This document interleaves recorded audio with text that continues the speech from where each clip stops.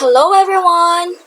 Welcome to the world of English. So today we will discuss all about using compound sentences to show cause and effect. So our objectives are identify the differences and relationship between cause and effect. Next, use compound sentences to show cause and effect. Show tactfulness when communicating with others.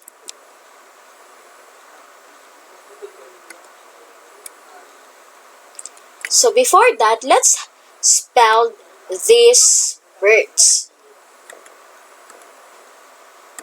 So cause, effect, compound, sentences, communicate, conjunction, analyze, coordinate, relationship, and connector. But before that, we will know what is a cause. When we say cause,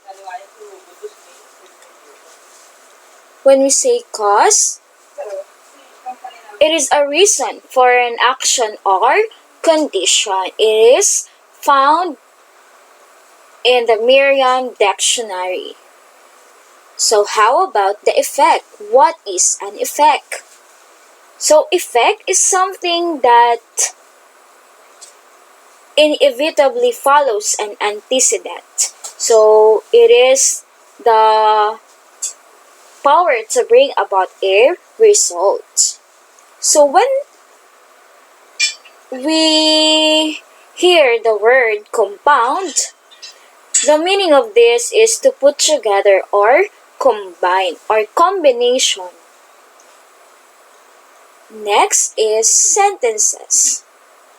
Okay, we all know that sentences is a word, clause, or phrase, or a group of clauses or phrases forming a syntactic unit which expresses an assertion, a question, a command, a wish, an exclamation, or the performance of an action that in writing usually begins with a capital letter and concludes with appropriate and punctuation, and that in speaking is distinguished by characteristic patterns of stress, pitch, and pauses. So what about the word communicate? Simply communicate is to convey knowledge of or information about, or to transmit information, thought, or feeling so that it is satisfactorily received or understood. Now, the word conjunction. So, what is a conjunction? So, conjunction is the act of or an instant of conjoining. So we use conjunction when we are connecting two sentences. Okay, next, analyze. So when we analyze, we are determining the nature and relationship of the parts of something being analyzed. So coordinate. Coordinate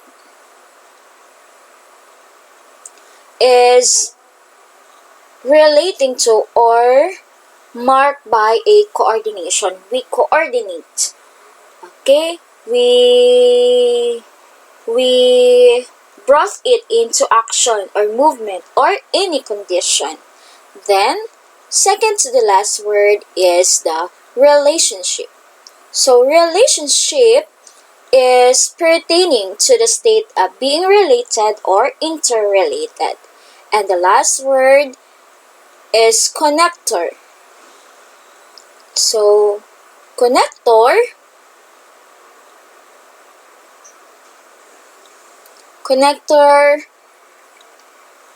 this is to make a or to become joined. Okay, so these are the words that we will encounter for this discussion: the cause, the effect, the compound, the sentences, communicate, conjunction, analyze, coordinate, relationship, and connector.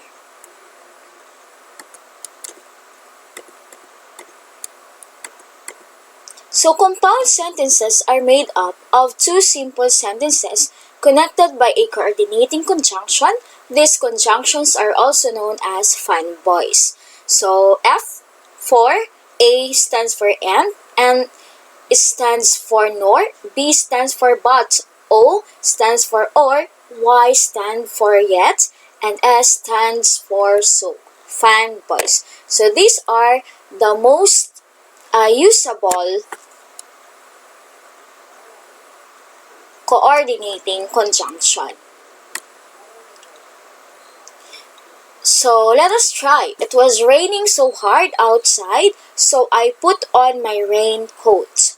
So in this first statement, the coordinating conjunction used was so. Okay?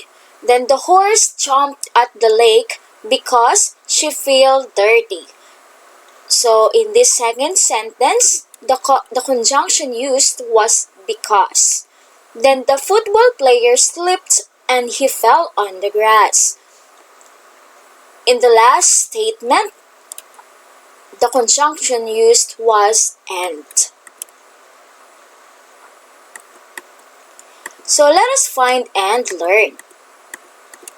So the product was rated poorly because it was below the standard. So what kind of sentence according to the structure is the sentence above? So what happened? The product was rated poorly. So in the given sentence, it is the effect. Why did it happen?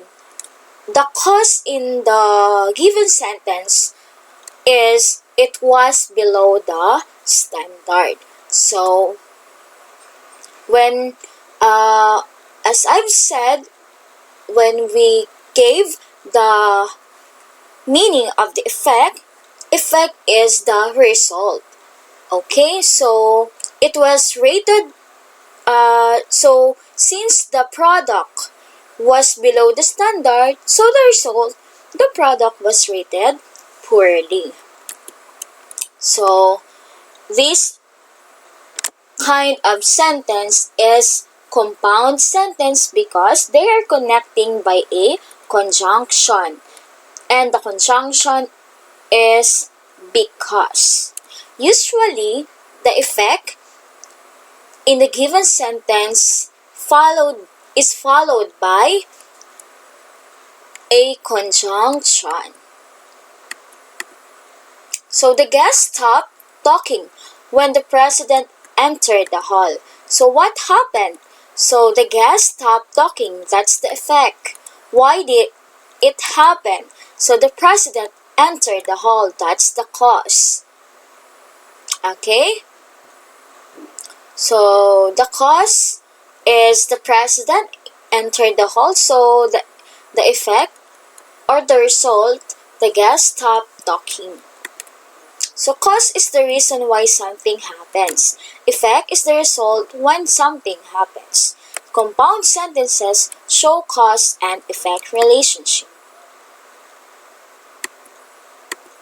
So the product was rated poorly because it was below the standard. The guest stopped talking when the president entered the hall.